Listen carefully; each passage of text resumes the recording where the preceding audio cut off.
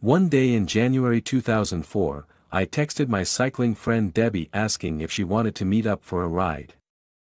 I live in California and wanted to do a 45-minute circuit at Whiting Ranch, which was only a 10-minute drive from my house. I left the groceries on the counter at home. It was about 3:45 p.m. when we started.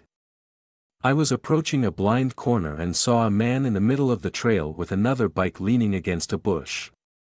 I slowed down and asked if everything was okay. He said he found the abandoned bike and is looking for the owner. Debbie and I continued, trying to pick up speed. A minute later I came to a winding section bordered by thick bushes and a slope down into a ravine. I suddenly saw a flash of reddish-brown fur in my peripheral vision. I knew it was an animal, but my first assumption was that it was a deer because they sometimes crossed the trail. The next second the animal jumped up and grabbed me. There is only one animal that would attempt this. I knew it was a mountain lion. He latched onto my shoulders and tried to bite the back of my neck. It felt like I had been hit by a truck. It knocked me to the ground and knocked the wind out of me. I couldn't believe this was happening. The cat began to drag me down into the ravine. It grabbed my neck and I tried to punch it in the face, but it had no effect. He dragged me a few feet and then readjusted his grip to my left ear and then the left side of my face.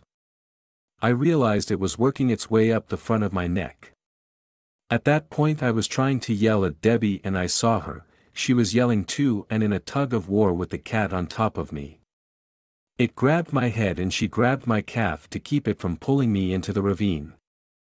Meanwhile, he gripped the left side of my face and pulled my face away. It was like a hot knife through butter.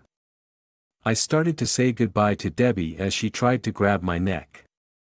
Within seconds, things started to go black. I was convinced that this was the end of my life. I felt only peace. But Debbie's screams brought more riders to us. One returned to call the emergency services and the other two started throwing stones at the cat. They hit it 3 times, and when one landed on the head, he let me go.